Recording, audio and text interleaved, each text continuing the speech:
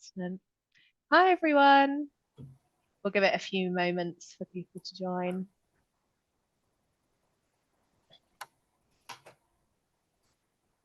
Amazing what you can do with technology now, isn't it? It's brilliant. Welcome in, everyone. I'm just going to give it a few moments for people to come in. Nice to see you. Okay, excellent. We will begin. So welcome, everyone. My name is Jasmin Bannister, and I am the Member Engagement Manager here at One Nucleus. It is my pleasure to welcome you to the final panel discussion as part of this year's Building Life Science Adventures Careers Conference. I'm really looking forward to moderating our excellent lineup of speakers today through a discussion around UK and US recruitment talks. Just before we get going, please could I kindly ask that you keep your microphones on mute throughout the panel discussion.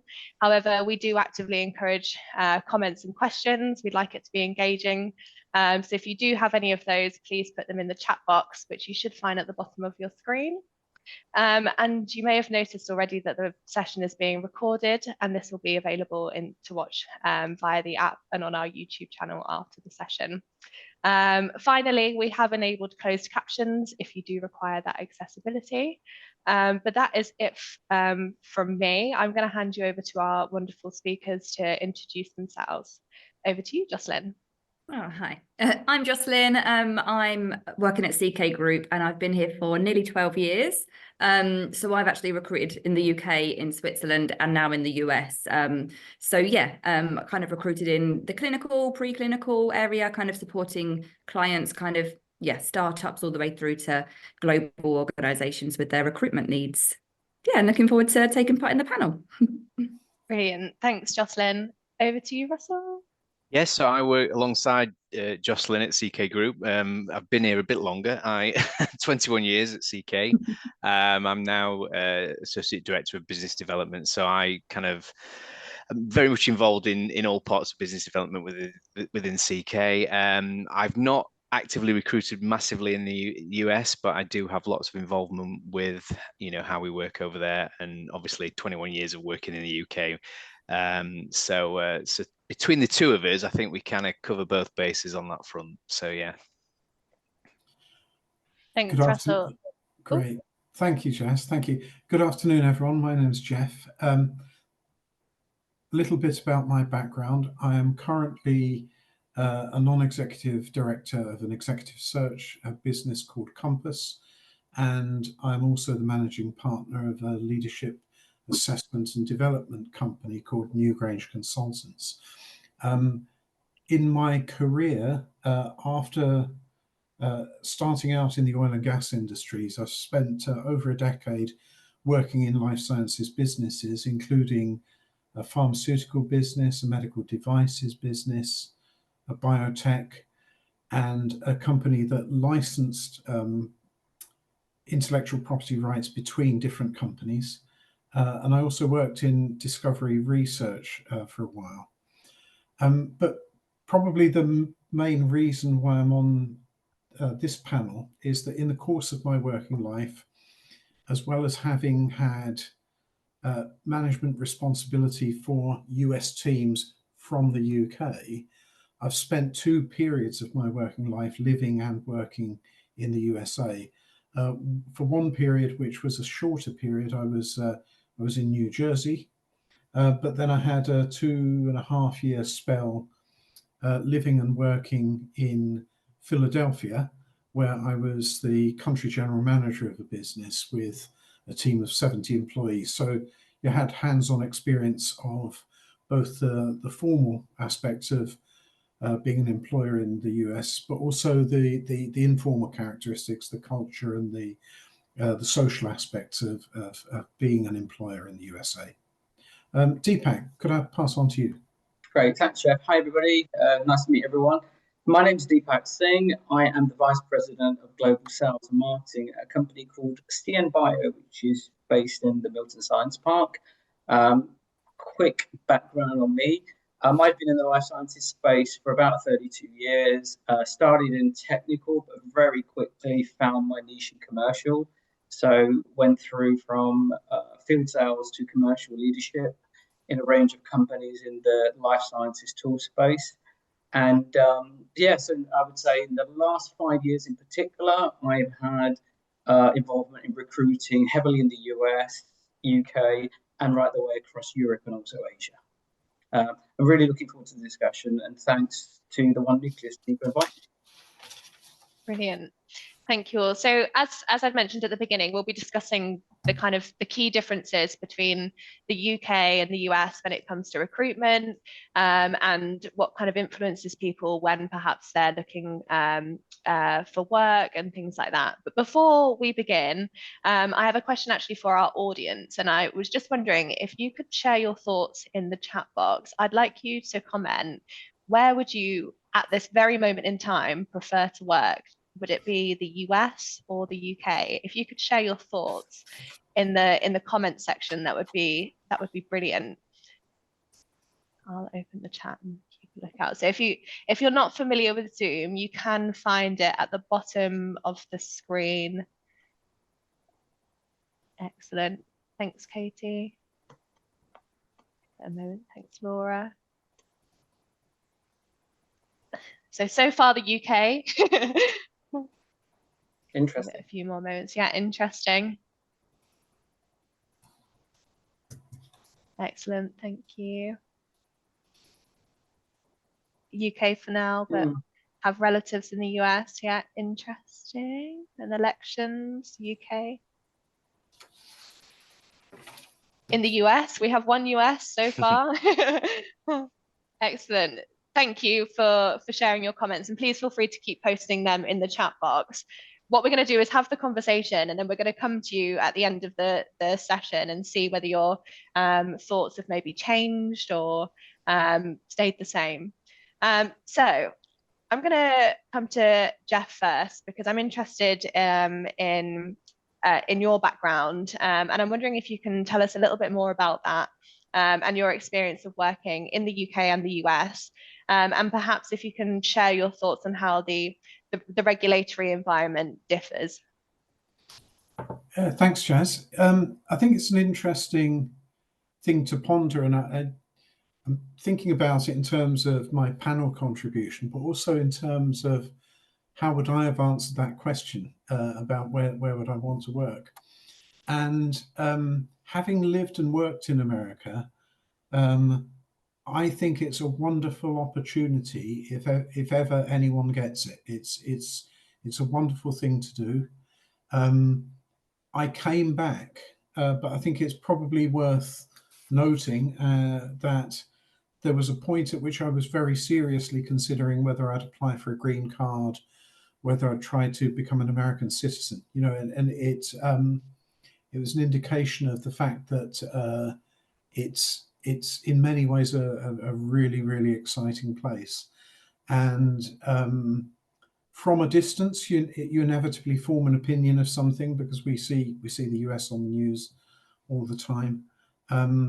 But something I would say at a practical level is that some of the nicest people I've met in the world, ordinary Joe Soap Americans. So if I come on to the question of the regulatory environment as an employer, it's something that's always stuck with me, which is that here in the UK, we all have rights as employees that are vested in UK employment law. So there are all sorts of things that apply to how we behave at work, what we can and can't do, but also what our employer must do and mustn't do. There's a subtle but important difference in the USA, in that there are lots and lots of regulations that apply to people's lives and work in the USA, but there's also a sort of philosophical and cultural belief about employment, which impacts the way those things are dealt with. And the way that's expressed is the fact that the vast majority of states within the USA adopt a principle called employment at will, which is that the employer is allowed to hire and fire people at will, because it's part of an entrepreneurial culture. And that doesn't mean that you are literally at risk of getting fired every day or, you know, at the end of every week. But the difference is that in the UK, we have employment law rights, whereas in America, your rights tend to exist as civil rights. They exist in terms of either the state or the national laws relating to things like safety at work and equal treatment of people. So equality legislation is a feature in both countries, but it vests in different ways. It vests either in the UK in employment law terms, or in the US in civil terms. I think the other thing that one has to remember in the US is that in each state you have both the national laws that apply to everybody, but you also have laws for that particular state. And even when I was in the USA, which is a few years ago now, there were differences, notable differences from one state to another. I think in recent years that's become more amplified, and there are employers that make decisions about their location based on saying, do we think this is a state where the state laws are more employment friendly or less employment friendly? Within the life sciences, I think the key thing is that the employers tend to gravitate to life science hubs in the same way that we do in the UK and in Europe. So you have geographical hubs. Clearly, you know, Boston's an incredibly important one. The corridor from Princeton, from New York, Princeton down to Philadelphia is a very important one. But there are other increasingly important areas as well. There's a very big West Coast life sciences culture and a very big focus around the North Carolina Raleigh research triangle. And some people are sometimes surprised when I say this, but Texas is an increasingly important place for life sciences as well. But I think the biggest single thing about the difference is this principle of employment at will. It's really important because it is probably its biggest manifestation is here in the UK and across Europe. The norms are towards having long notice periods, and that's a sign that you're working for a good employer. In the USA, sometimes as a mark of your seniority, you might have a longer notice period. Sometimes you have a longer notice period based on length of service. But the starting point in the US is not to have long notice periods because the idea is to keep the employment market as dynamic as possible. And where we see that really affecting, I think, the life sciences is that there are skill shortages and expertise shortages. And one of the great hiring challenges is being an attractive employer.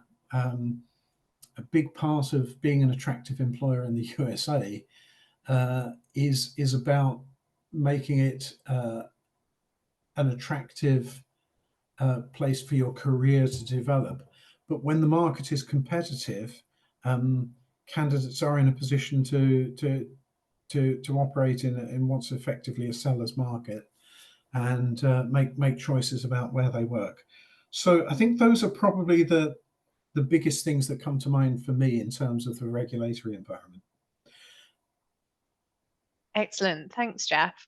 And how would you kind of prepare for that? How did you prepare for some of the regulatory challenges that you may have come across when you started working in the US?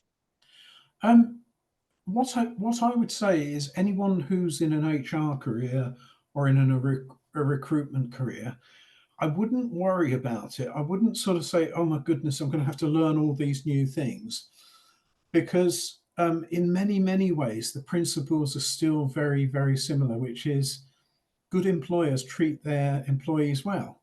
Good employers try to provide career paths for people. And the more you focus on doing the right things as an employer, the easier those things become. If you sort of go down the route of saying, how do I make sure I'm complying with the law? How do I do the minimum to comply with the law?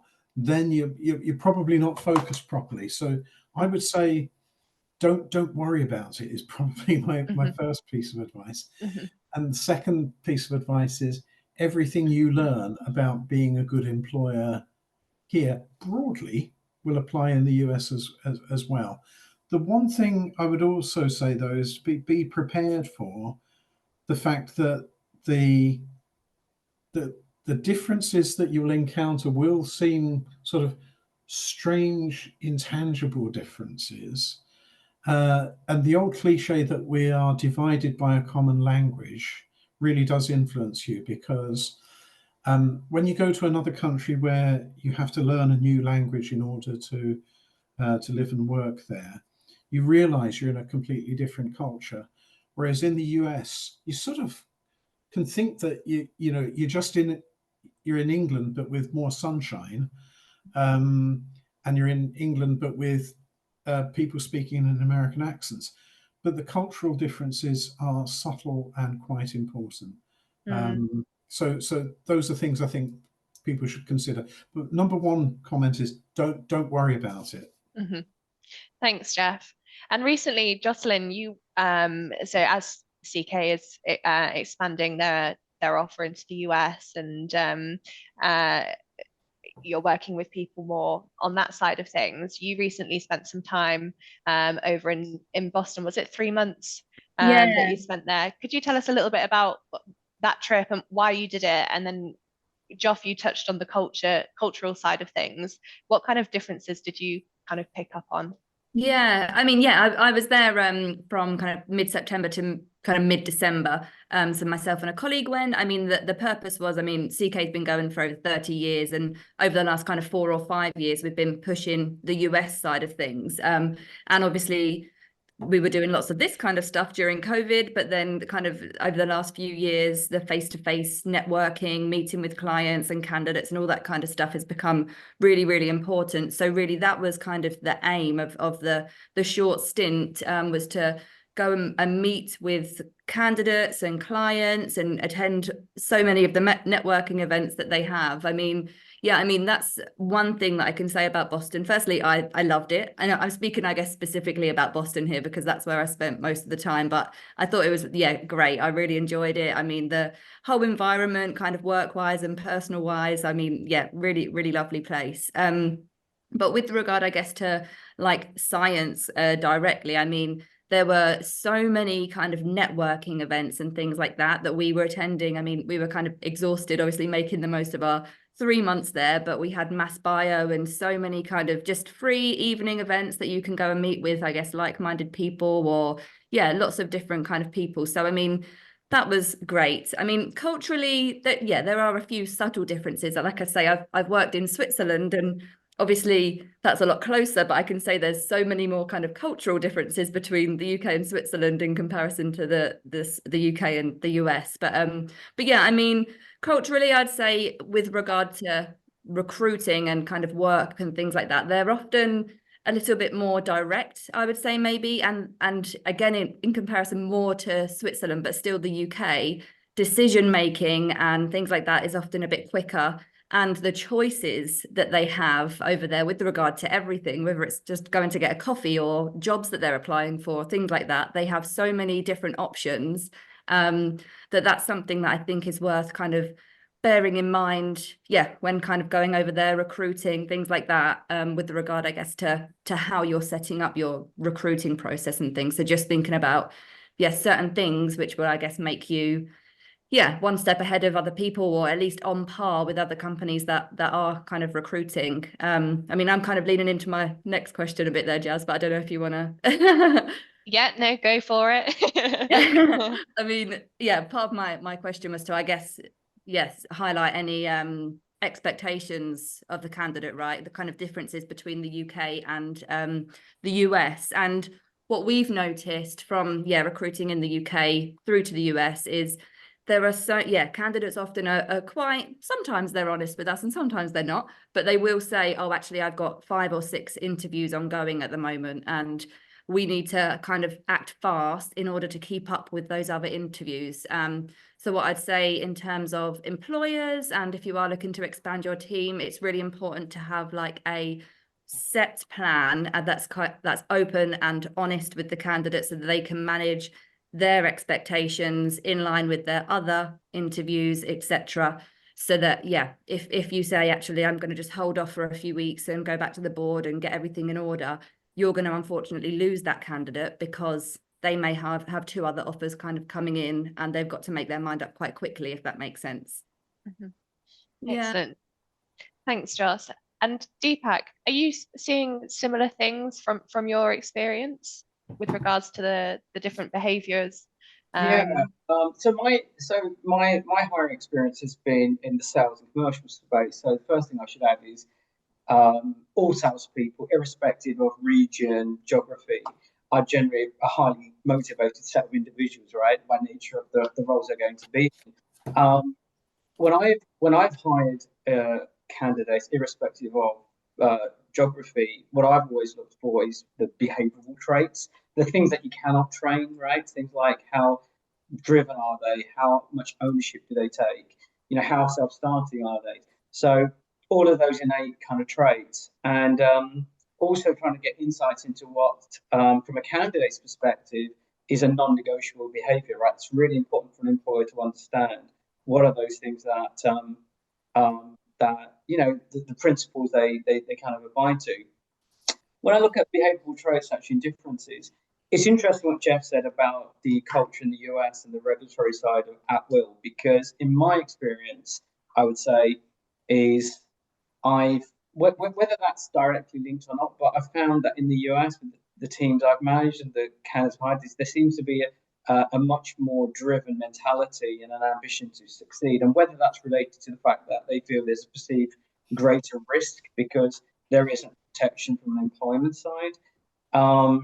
Also, I think from a sales and commercial perspective is that in the US, the sales role itself has a higher professional standing than maybe it does in the UK. And I've had personal experience of that early part of my career when I've rocked up at a cancer research institute and the receptionist may say, oh, it's only a rep, right? If you go and visit clients in the US, it's a very different experience, right?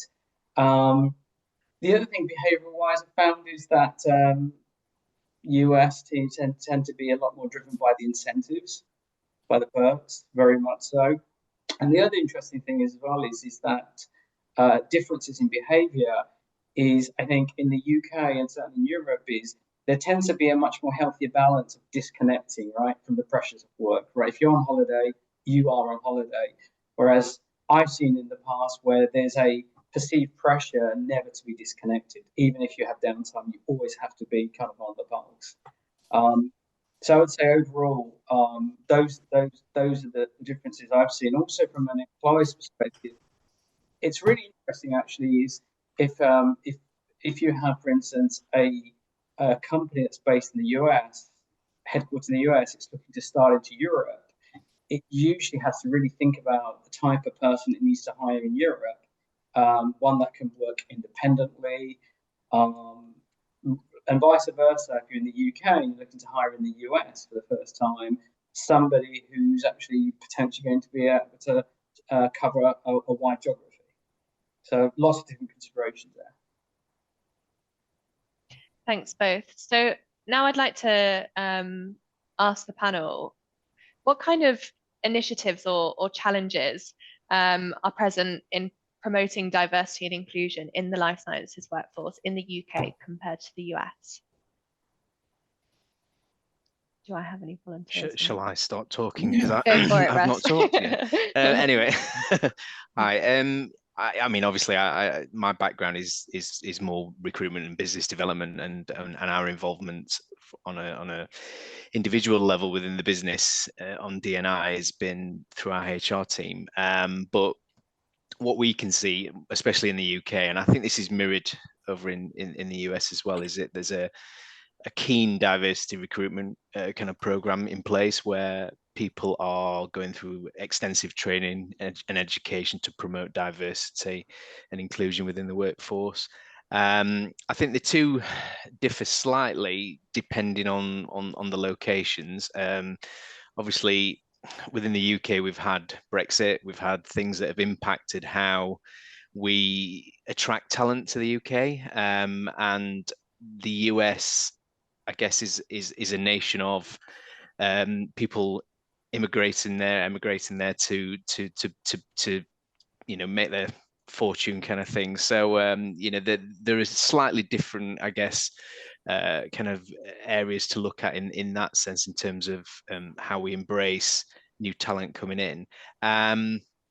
But I think both cultures and both locations have got the same kind of challenges. Really, I think it's more about really representing the minorities within the workforce, especially within STEM education as well, STEM research, and how that is somewhat unrepresented within certain groups. But yeah, I think from the UK also has things like the National Health Service as well, which is a great kind of champion of that kind of D&I as well. So yeah, there are subtle differences, but I think overall both kind of areas are really kind of trying to push that further forward. And I think the life sciences sector is very much kind of a champion of that. It's just, I guess, some of the kind of STEM education kind of courses and things like that it might have limitations with certain kind of demographics kind of coming into those areas, but nonetheless I think it's being looked at. Thanks, Russ. And it came up as well earlier how the different states in the US can be quite different when it comes to regulatory and culture and stuff like that. Do you think we have that same sense of the UK in different regions? Is it quite as different in different parts of the UK, or what are your thoughts? Me personally, I think it comes down to more a difference between progressive employers and less progressive employers. But something that it's come to mind thinking back to my time in the US, and I'd be very interested to hear from any of the other panel members who've recently been involved in hiring. But something that I first encountered in the US was when I was sitting at my desk looking at some CVs, trying to remember to call them resumes. But people had given me a pile of CVs. And I said to one of my colleagues, there's something wrong with this CV because there's no name on it. And here in the UK, we think of putting our name in bold letters, sometimes bold capitals at the very top of our CV. And in some parts of Europe, we even put our photograph in the top corner of the covering page. But somebody explained to me in Philadelphia that there was this trend to put your CV forward with no name, but just your career experience, because you didn't want to be judged by the nature of your surname, which was seen as a potential risk of discrimination. Now that was then. I was just wondering whether anyone else on the panel has seen this thing of a CV with no surname or no name on it. That is something that we actually experimented with last year or the year before. It was actually before I was in the US team. I was still in Switzerland, but I know that's something that we did. Again, just for that reason. I mean, and unfortunately, there are still clients out there who may discriminate on particular things. So it was really just to kind of showcase actually this is great experience and kind of push them based solely on their experience rather than any decisions being made on particular aspects. I mean, and I agreed, some places, i.e. Switzerland, again, they even put like their date of birth on the CV, marital status, things like that. But here in the UK, we try to avoid any of those things. I mean, I would absolutely not advise anybody to put those things on their CV now. So it's totally based just on their experience and whether they are the right fit for the position. It's interesting, Jeff. Sorry, go on. I've recruited twice in the US actually in recent months, and they were through an external recruiter, and not a single CV had anonymous name. They all had names. It was as if, you know, we're going back. But recently in the UK, we hired for a position, and the agency did actually anonymise the name, so it was totally based on experience. And it's interesting, Jocelyn, what you say about European CVs and the amount of information. I had to advise one candidate to really just curtail it completely. It was just more risk than benefit. Yeah.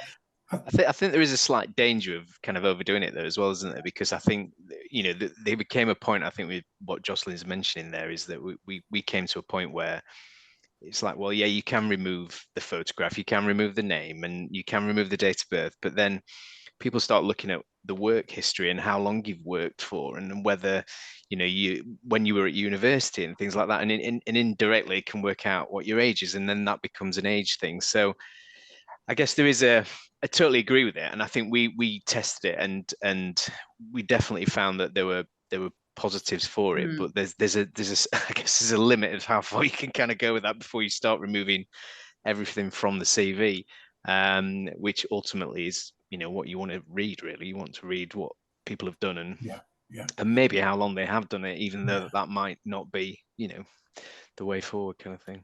I'm also conscious of a story a friend of mine told me, because she and I had something in common in that we both had major operations in London offices and in Philadelphia offices. And my friend, who, and I won't name her company because it is a bit of a peculiar story, but she said she thought it was really interesting that I had a relatively diverse and mixed group of people in my Philadelphia office, because she said, when I'm in the London office of, you know, big corporation, she said, I think the employee base tends to more or less reflect the population of London. In all fairness, most of the senior jobs are filled by men and most of the senior jobs are filled by white men. But there's quite a mix in the general employee population. But my friend said, when I go to the Philadelphia campus of Big Co, it's very obvious, and it's even more obvious when I go up to the New York head office, that we just don't have anybody who is a person of color. And not only do we have sort of gender divides in job functions, people dress the same. And she said it's more obvious with the men. She said the men all wear double-breasted blazers and grey slacks. And, you know, they might have very expensive Ralph Lauren blazers and grey slacks, or get crew blazers, but it's like a corporate uniform. And she said this is the culture of the company. It's not the culture of the country, it's the culture of this company. And for some reason, she said, in London we are a cosmopolitan employer. In the northeast corner of the USA, we seem to be what used to be called a WASP group. We were, you know, the white Anglo-Saxon Protestant population of that part of America. So I think you do get differences based on company culture as well as national cultural differences. Sorry, Jazz, I think you've gone on to mute, Jazz. Of course, years after the pandemic, and I'm still not unmuting myself. Thank you, Jeff. Russell, could I come to you next? What's, from your perspective, how does the demand and competition for talent differ between the UK and the US? And something that we haven't really touched on yet is salary. So I'm wondering whether is that perhaps linked together, or I might need Joss's help with the salary side of things. But in terms of my experience with, you know, the I guess the demand for people within life sciences in both regions it's very, very similar. And I think I'm sure Geoff and Deepak would probably agree with this. You know, we've got very similar educational hubs that are scarily alike, but very different as well, but scarily alike, which gives people opportunities, which then creates great startup and seed companies, which then creates great kind of kind of science parks, and I guess some of the slight differences is our healthcare system. Our healthcare systems are slightly different, but nonetheless the positions within them are very similar. So I think both areas have got that kind of inherent kind of, you know, just from academia into a seed company, into large pharma, and the seed companies feed into large pharma, so on and so forth. And, you know, as an individual, you've got the open market really to look at large pharma, or to, you know, really consider smaller biotechs or seed companies. I know from my wife actually working alongside Jocelyn doing recruitment in the US is that this seems, from my perspective and what I've heard, is that certain individuals within the US tend to be more drawn towards the larger pharma companies and biotechs, and sometimes it's very hard for the smaller ones to really kind of pitch against you know, the bigger ones with their packages and things like that. I know that's not necessarily referring to the demand aspect of it, but it could, you know, kind of affect somebody that's going over there to expand their, you know, business and look at, you know, how do we attract new talent, how do we compete against these big players out there.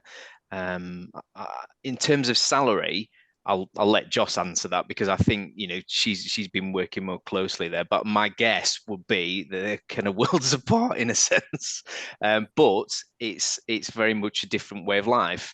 And I'm sure Geoff and Deepak will agree with that as well, is that, you know, it's all reflective of how much things cost out there, how much healthcare costs out there, and things like that. So I think, going back to what you originally asked, the demand, I think there's some great kind of areas there. And I think the geographical differences are the main thing. You know, you've got further distances to travel, and the hubs are further apart, whereas in the UK, everything's relatively close. Well, for an American, they quite happily travel 500 miles in a day and not think anything of it, whereas, you know, we'd be complaining about that kind of thing. So but yes, I think from that aspect, very, very similar opportunities. But yeah, I'll pass on to Joss. I mean, yeah, the salary ranges are worlds apart, definitely, compared to the UK to the US. But obviously, yes, the cost of employment. I mean, when I was out there, I found just even going to the supermarket was like 3 times kind of what I would spend over here. So yeah, I mean, it's comparable, I guess, to the cost of living. And I mean, just regarding, I guess, that question as well in the corner. I mean, yeah, in the US, you're not actually allowed to ask the current salary. But they will tell you they should tell you what their expectations are. And I don't think it's potentially like a challenge that you can't ask what a candidate's salary is, because again, if they're underpaid in their current position, then that shouldn't be a trend throughout their career. Actually, they should be able to say, this is what I'm looking for based on my experience, etc., and actually be realistically kind of considered in line with the other people within that workplace, within that line of work, etc. So it's good to be able to understand what they're looking for and explain that to the client, etc., not to kind of just keep, I guess, in line with being underpaid, regardless of, I guess, which job they go into, if that makes sense. Yeah, we even experienced this within the process of managing our database of US candidates, that we had to learn to change our questions when we were talking to candidates, but we also changed the format of our screens, because our screens would record what people were looking for in their next role rather than what they're currently paid. And it's an interesting thing to get used to. You're still getting to the same point. You're still sort of trying to work out at what point in the market is this candidate presenting, and at what stage of their career are they at. But you just have to ask the question and record the information in a different way. And if I were to pick up on what Russell was talking about in terms of travel, I think something that always sticks with me about America is people will make decisions to relocate themselves and their families to pursue their careers, and it is sufficiently strong in the American psyche that it's seen as a brave and ambitious thing to do, rather than it being seen as, well, you're leaving your mum behind. You know, you are demonstrating your sense of ambition by relocating, and it's a fundamental difference that here in the UK and elsewhere in Europe, socially, people will get upset and governments get upset if an old industry dies and the town begins to die, and we think about how do we put new employment into that town. In the American psyche, there's an acceptance that a town or a city can die, you know, and it's up to the city to reinvent itself. It's not for the state or the government to find soft forms of employment. You know, the idea is that employment is a sort of natural phenomena that occurs through a successful, vibrant capitalist economy. And if they don't want to relocate to the dying town and take up cheap land, then that's tough luck, you know. But the contrast at the other end of the spectrum is that you do have really hot demand for key professions and key skill sets. And I think you know, any one of us or anybody in the audience who's listening today who has a US workforce would have stories about saying, oh, you know, we're really struggling at the moment to find this skill set or this professional group. When, even though we've gone through some difficult times recently in life sciences, and there have been redundancies or layoffs, as they would call them in America, when things starts to move quickly, skill shortages emerge very, very, very quickly in the life sciences. Thanks, Jeff. Deepak, is there anything that you wanted to add on that? Sure, a couple of things. So I would definitely echo the comments made by Russell earlier around a lot of the market demand, talent competition can be similar between UK and US. I think it's a case of that much overused cliche, right? It's all about location, location, location. And Jeff said it at the beginning. I mean, when you've got the hubs or the hotspots, I like to call it. I mean, I found most of the US recruitment I've conducted has been in Boston or in San Francisco, Bay Area, and there is a lot. You know, there's good talent there, but you have to pay for it, right? And there's a huge gap between even paying for a candidate in the Bay Area, Boston, versus some of the other states. And it's literally an ocean apart compared to when you have to pay for somebody in the UK for the same role. So it's quite normal to have variances in pay, and it does come down to the cost of living between different states in the US. I think the other thing as well for employers who do have teams in those hotspots is you've got to really look at ways, initiatives to retain talent as well, because the likelihood is there's more chance of being poached by the company down the road. So that's just as important. And I think any employer who is located in such a hub spot really needs to think about how they maintain and keep their good talent. Thanks, Deepak. And just to highlight, we've had a comment in the chat box, thank you, Kim, saying an interesting contrast I found when recruiting in America versus the UK about 4 years ago in the analytical and life science sectors is that academic salaries tended to be higher than industry, whereas in the UK it was very much the opposite. Is that? Have you guys? I think that's absolutely right, and I think the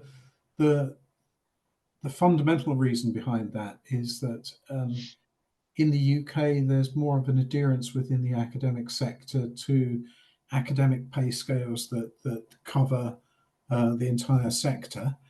And it's an exception if a university says, well, look, we're going to have our own pay scale because we're dealing with something that's so competitive.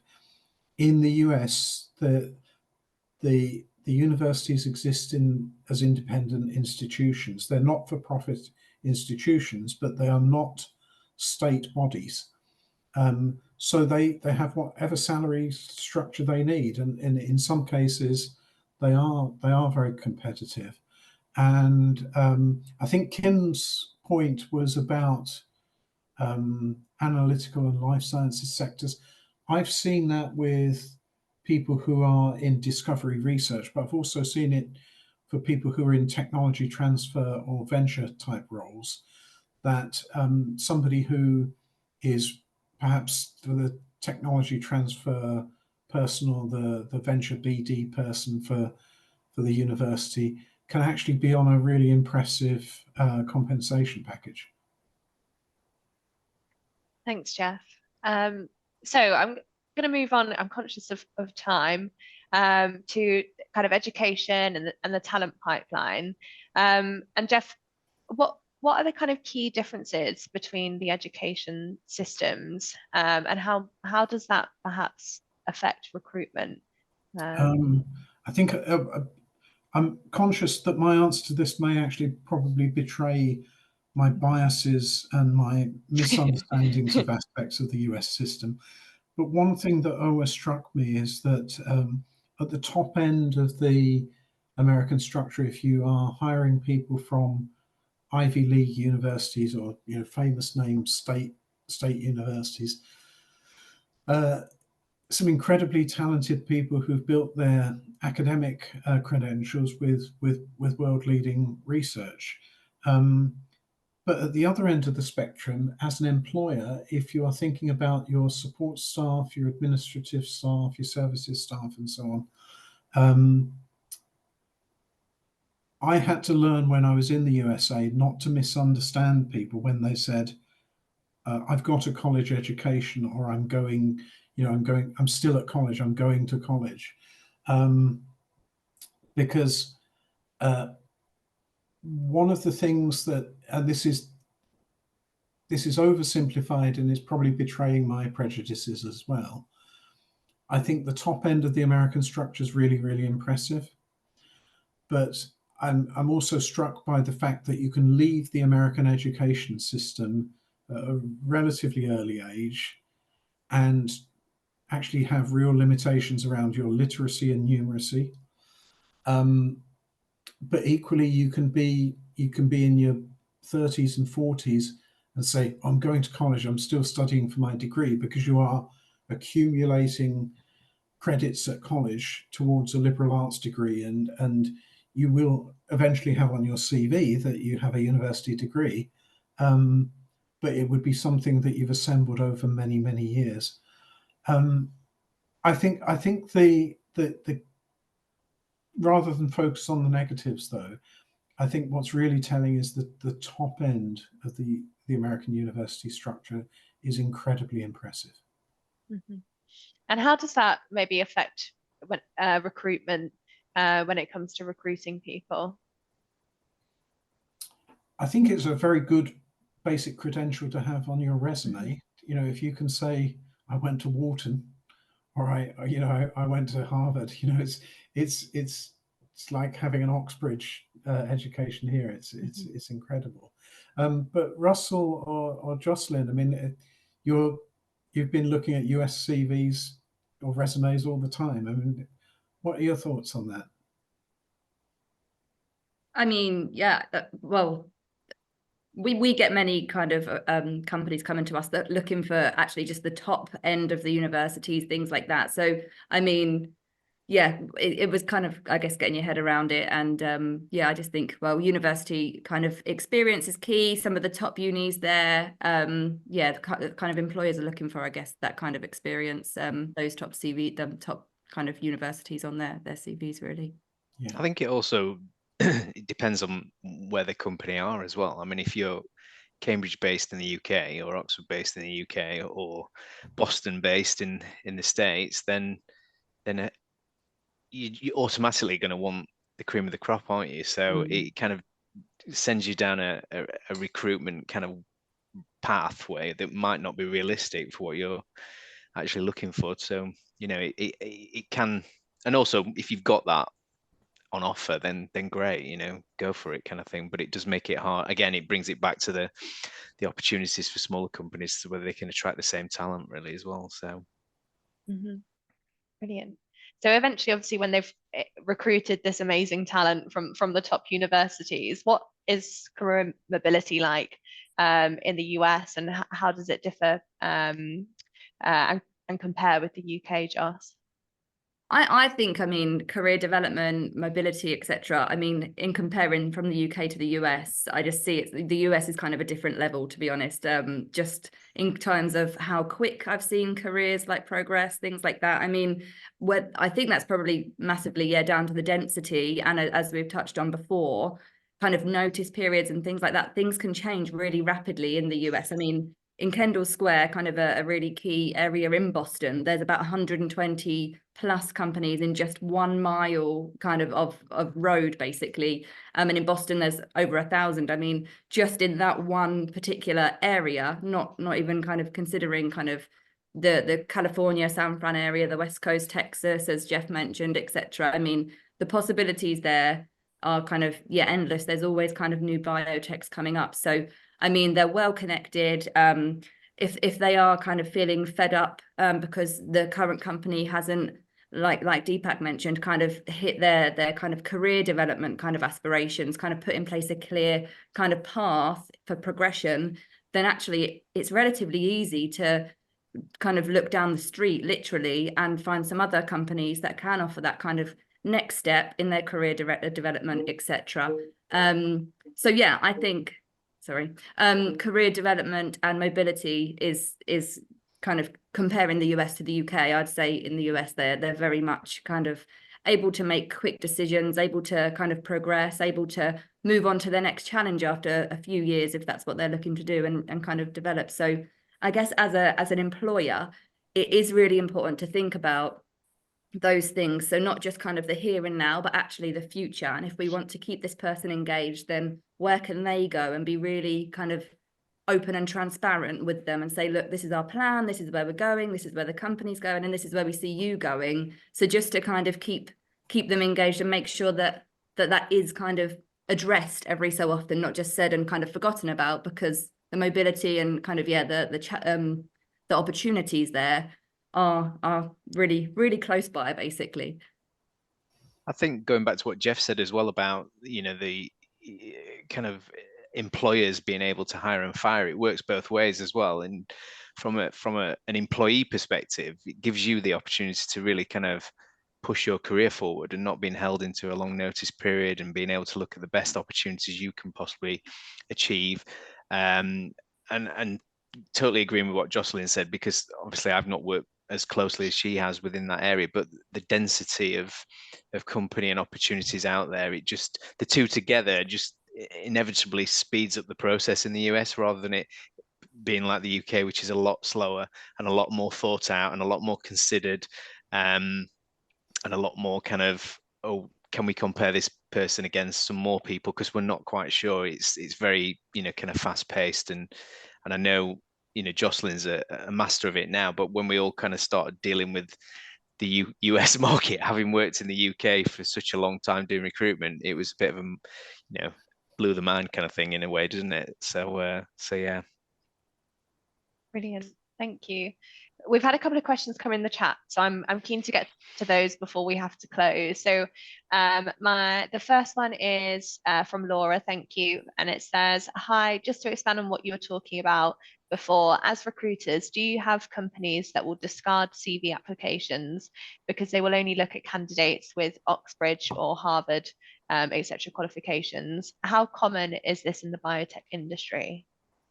That does happen. I wouldn't say that happens with all of our clients at all, but we have got a specific few.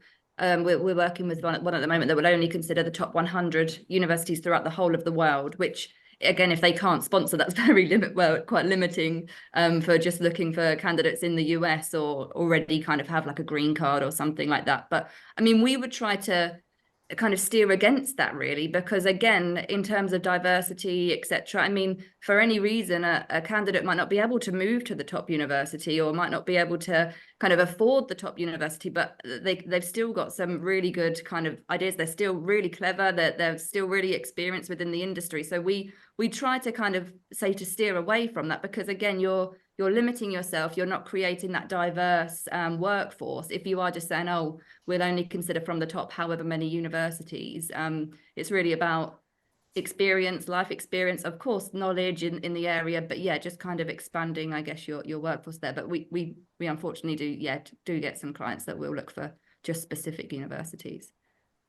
Thanks, Joss. And we have another question from Probia, and it says, hi, is the US keen on sponsoring overseas talent? Again, it just totally depends on the client.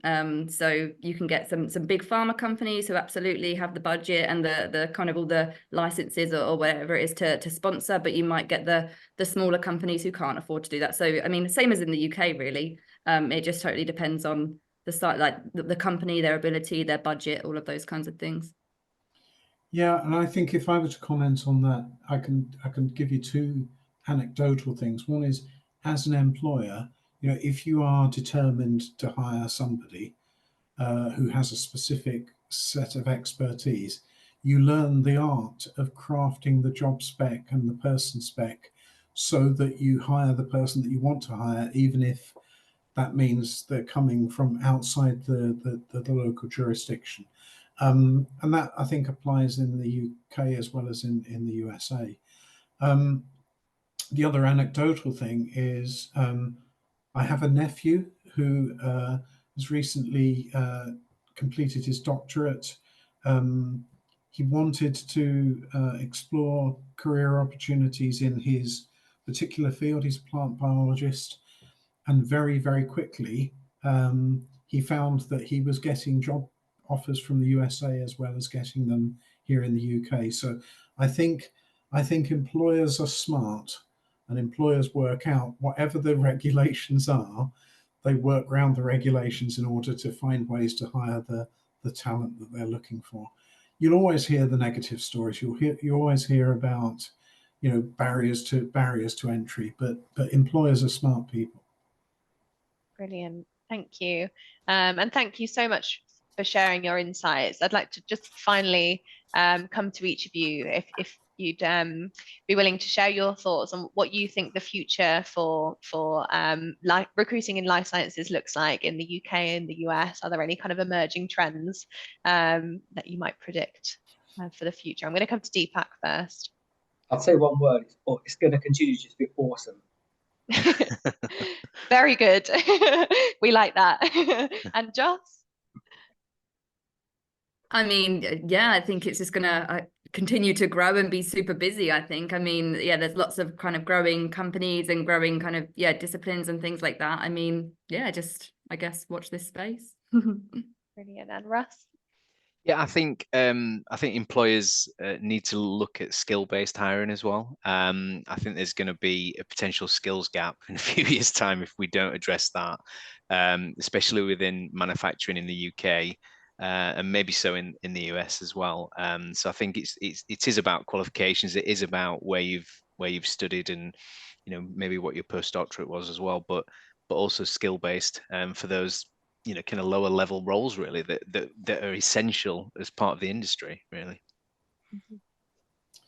And I would say just very briefly, I do think there's compelling evidence that the economies are going to start turning rapidly, and things will start moving. Funding will start to flow again. What I think we will see is specific skill shortages around certain professional disciplines. There will be things around specific therapeutic areas, which are always in the highest demand, where the R&D is at the real leading edge. And certain professional groups are always in demand because there's simply not enough qualified people in particular fields. In that particularly regulatory affairs are always a challenge, and hiring medical directors and chief medical officers is always a big challenge. Excellent. Thank you, Jeff. Wonderful. And so at the beginning as well, we asked everybody, where would you rather work? And the UK seemed to be the most popular answer in the chat. If I could ask our audience again, if you'd be happy to share, where would you prefer to work, the UK or the US? If you could share that in the comments box, it would be interesting to see if your feelings have changed after the panel discussion.